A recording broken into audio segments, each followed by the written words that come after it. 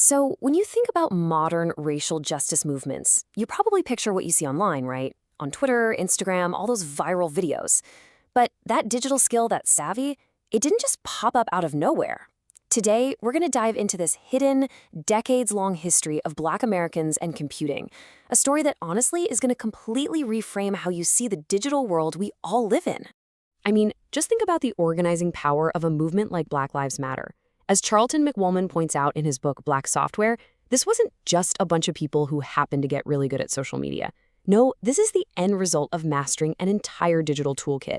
We're talking about building networks, creating compelling content, literally bending algorithms to their will, and even using tech to watch the watchers. It's incredibly sophisticated, it's powerful, and it's really the culmination of decades of work. And that right there is the big question, isn't it? If this level of technical and political skill has these deep roots, where'd they come from? Who were the pioneers? To answer that, well, we have to go back in time, way back, long before the internet as we know it was even a thing. Okay, so our journey starts back in the 1970s. We're going to meet a group of pioneers who are building the future in spaces that, the mainstream world either totally ignored or was openly hostile to. They were building their own electronic villages. McIlwain gives this group a name, the Vanguard. These were Black engineers, entrepreneurs, and students who saw the potential of computers really early on. But they also saw that this new online world, well, it wasn't being built with them in mind. So they did what they had to do. They just built their own. This quote from Derek Brown, who was a key figure in the Vanguard, just says it all. He's talking about his first day in the Clemson University cafeteria, but honestly, he could just as easily be talking about the early internet. It was a space where you had to go out of your way to find and create your own community just to survive, let alone thrive. That experience, needing to build your own safe table in the lunchroom, it's the perfect metaphor for why they built their own digital world. And the stuff they built was incredible. We're talking about early software like Mac Africa, sort of like a digital encyclopedia, and these bulletin board systems like Afronet, which were basically the first online forums connecting Black folks across the country. Way before the web was in every home, they built the Universal Black Pages, the first search engine for Black culture online, and Net Noir on AOL, which was a massive platform for Black content. This was a whole, thriving, self-sufficient digital ecosystem, built completely from the ground up. But while the Vanguard was building this amazing world of connection, something else was happening. A very different and much darker history was unfolding right alongside it. A collision was coming. As early as 1964, the U.S. government saw it coming.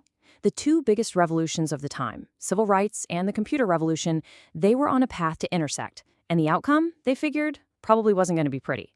The key thing to get here is that technology was never neutral. Not for a second. To really understand this other side of the story, let's look at the experience of a man named William Morrell.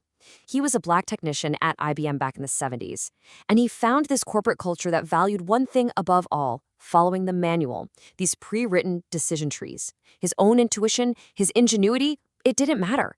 So while the Vanguard was all about creative, out-of-the-box thinking, the corporate and state view of technology was all about control and conformity. And this right here, this really gets to the heart of the divide. On one hand, you've got the Vanguard, building technology for their community, to empower it. And on the other, you have the government and giant corporations building technology to manage that very same community, a community they increasingly saw as a problem that needed to be solved. This is where the story takes a really sharp and frankly pretty dark turn. It reveals how computing was explicitly designed to enforce the racial hierarchy, how technology was used to literally code the color line. After the Watts riots and other uprisings in the mid-60s, the government establishment decided to frame the unrest not as a social issue of inequality, but as a data problem.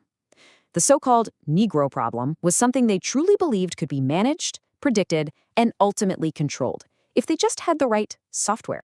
So this is basically how an early predictive policing system, like one in Kansas City called Alert 2, actually worked. Let's break it down. You start with maps. Then you add in the racial demographics of different neighborhoods.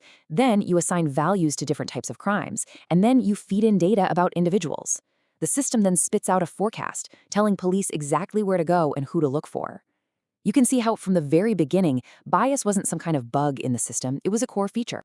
So what we end up with are these two completely opposite histories of technology, growing up side by side.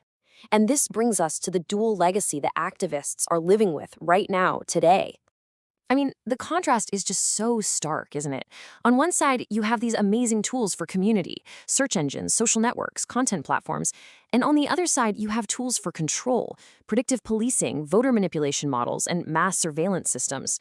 One set of tools built for liberation, the other set built for management. And this, right here, brings us to the central idea of our entire explainer. This is what Charlton D defines as black software. It's not just one thing, it's both. It's the software created by Black people for their own empowerment, and it's the software used on Black people as a system of control. They are two sides of the very same coin. So why does all this history matter so much? Because this dual legacy is the direct inheritance of every activist today. They're the heirs to the Vanguard's incredible tools for organizing and connecting people. But at the exact same time, they are the targets of these incredibly sophisticated systems of digital surveillance and bias that have been evolving for over 50 years. They're fighting on a digital battlefield that was built with both of these histories baked right in. And that leaves us with a really crucial question for the future, for all of us. Now that we understand this history, that technology has always been a tool for both liberation and control, how do we move forward? How do we make sure that the next tools we build create more of those vibrant, supportive electronic villages and fewer of the invisible but very powerful digital prisons?